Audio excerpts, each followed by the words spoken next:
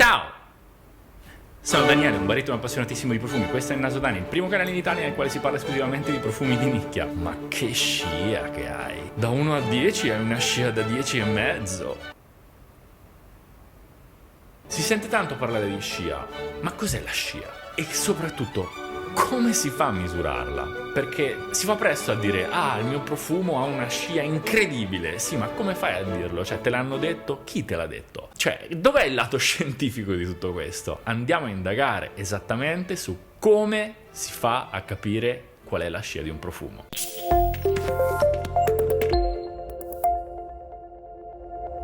Qual è il sillage di un profumo? Che non si dice sillage, ma si dice sillage in francese. Come la doppia L si legge come una J. Comunque, questo ve lo dico perché secondo me ogni tanto va specificata sta cosa. Spesso quando si leggono delle recensioni, si guardano delle video recensioni, viene nominato appunto il sillage di un profumo, che in italiano è appunto la cosiddetta scia. In questo video, alla fine di questo video, saprete esattamente un metodo tecnico, scientifico, perché qua ragazzi siamo uomini di scienza, per capire qual è la scia di un profumo. Anzitutto c'è da dire che il sillage deriva da una molteplice numerosità di fattori, ovvero il tipo di note della piramide olfattiva, la qualità di queste note, il tipo di alcol presente nel profumo, la stagione nella quale mettete il profumo, dove lo mettete, quanto ne mettete, eccetera eccetera. Esistono senz'altro delle note più sciose e delle note meno sciose.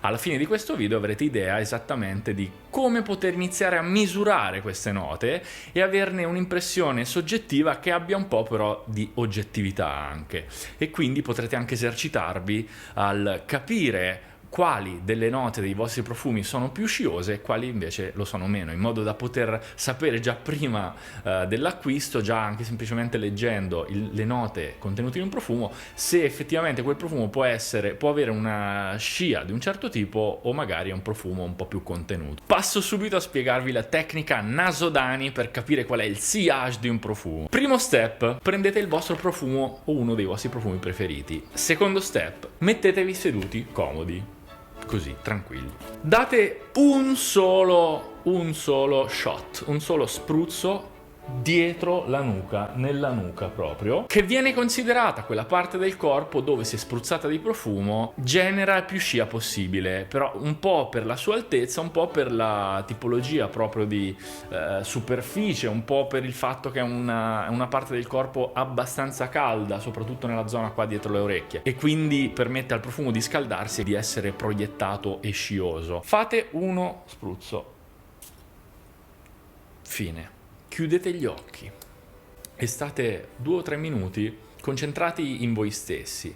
Lo step del chiudere gli occhi serve proprio per far sì che insomma la coscienza e i sensi vadano un po' a raffinarsi. Entrerete più a contatto appunto con voi stessi in questo modo ed avrete più concentrazione e più capacità di saper leggere la scia del vostro profumo. Inoltre questi 2-3 minuti servono anche per far sì che il profumo inizi a scaldarsi, a prendere la temperatura della vostra pelle. Durante questo tempo non girate la testa, non iniziate già a snasare il profumo, perché è importante che voi ci arriviate con il naso pulito. La cosa fondamentale è non averlo spruzzato nelle ore precedenti, cioè non aver lasciato che il naso si sia già abituato a questa fragranza che andrete poi ad analizzare. Passati 2-3 minuti aprite gli occhi, voilà, e iniziate a camminare come dei dementi nella vostra stanza, nella vostra casa, in un corridoio sarebbe l'ideale,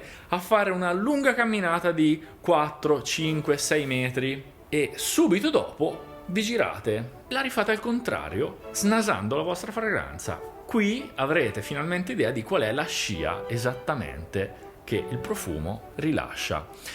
C'è da dire che questo è un metodo analitico, nel senso che è ovvio che un profumo più ve lo spruzzate, più ecco è possibile che la scia si senta ancora di più, però il fatto proprio di dare un solo spruzzo serve proprio per avere un minimo comune denominatore che permette appunto di fare una sorta di griglia matematica e di capire all'interno di tutta la vostra collezione di profumi di nicchia quanto varia la scia a seconda del vostro profumo. Una volta che avrete capito, snasato, ecco, qual è più o meno la scia del profumo, l'ideale sarebbe avere un taccuino dove segnerete se quel profumo ha una scia, non so, da 1 a 10, qual è la scia che il profumo rilascia, in modo da avere più o meno dei valori che possono essere comparati tra loro.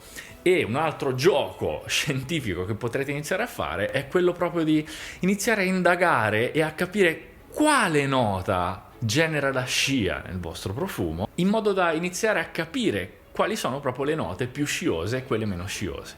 Bene, per questo video è tutto, spero che il video sia piaciuto. Mi raccomando, a me non piace fare l'elemosina di like, però vedo che tipo i miei video li guardano in un giorno, li guardano in 600-700 persone e ci sono sempre solo, non so, 50-60 like. Raga, se volete aiutarmi a far crescere il canale, mi raccomando, lasciate un like, perché a voi non vi costa nulla e il canale cresce, e più il canale crescerà e più io riuscirò a portarvi sempre più contenuti. Noi ci vediamo al prossimo video, state incollati al canale perché arriveranno presto delle profumosissime novità. Ciao!